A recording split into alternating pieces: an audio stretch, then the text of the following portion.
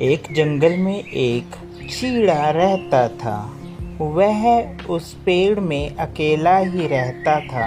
अनाथ होने के कारण उसका कोई भी नहीं था और वह अकेला जंगल में घूमता, अपने लिए खाना इकट्ठा करता और अपने पेड़ पर आकर बैठ जाता। एक दिन चीड़ा पेड़ में अपने घोंसले में बैठकर आम खा रहा था।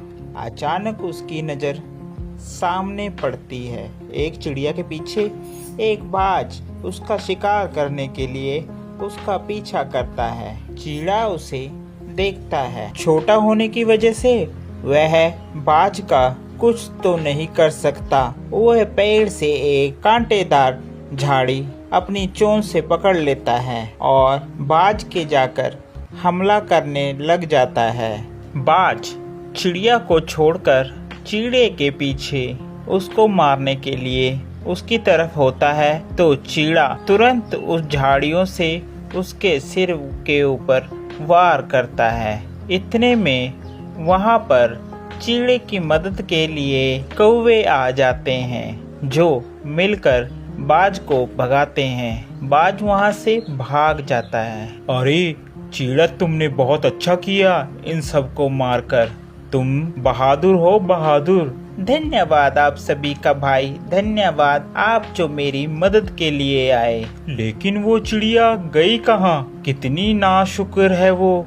उसका बिल्कुल भी फर्ज नहीं था तुम्हारा धन्यवाद करने का। तुम्हें बिना धन्यवाद किए ही वह यहाँ से चली गई।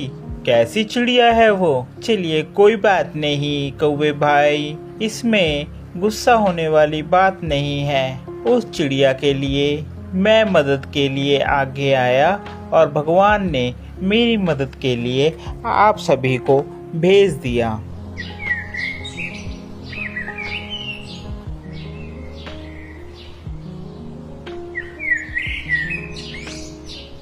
एक दिन चीड़ा अपने घोंसले में बैठा था। वह चिड़िया दूसरे दिन चीड़े के पास आई। आपका बहुत बहुत शुक्रिया, आपने कल मेरी जान बचाई।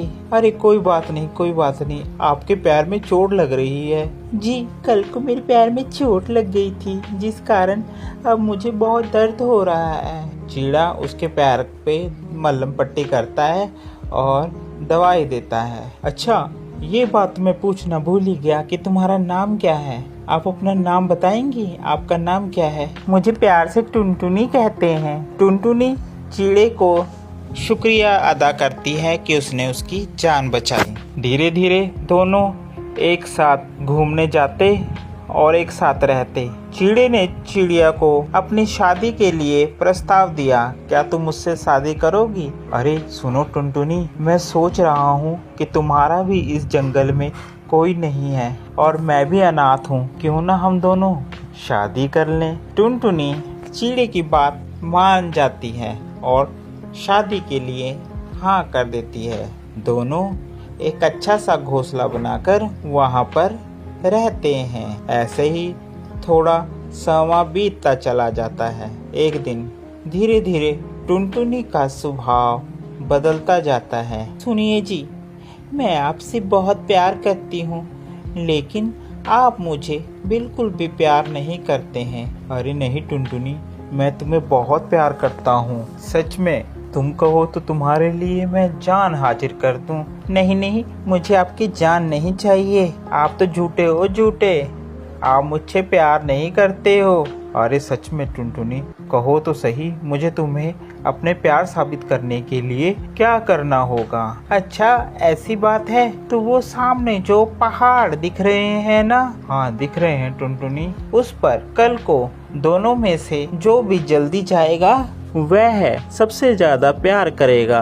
अगर मैं पहुंची तो मैं प्यार करूंगी, अगर आप पहुंचे तो आप प्यार करोगे। ठीक है टुनटुनी, मुझे तुम्हारी शर्त मंजूर है। टुनटुनी उस दिन गुस्से में घर छोड़कर अपनी सहेली के पास चली जाती है और चीड़ा उसी रात शाम को वह निकल लेता है पहाड़ों पर। वह दिन ढलते ही वहां पर पहुंच जाता है। अब पहाड़ों में ठंड ज्यादा हो रही थी जिस कारण वहां का वातावरण ठंडा हो गया और चिड़े को सारी रात ठंड में काटनी पड़ी, जिस कारण वह बेहोश होकर नीचे पहाड़ों पर गिर गया और मर गया। दूसरे दिन टुनटुनी चिड़िया उड़ते हुए उस पहाड़ पर आती है। अरे कहाँ गए? देखा ना, मैंने कहा था ये झूठे हैं, झूठे कहीं के, अभी तक नहीं आए।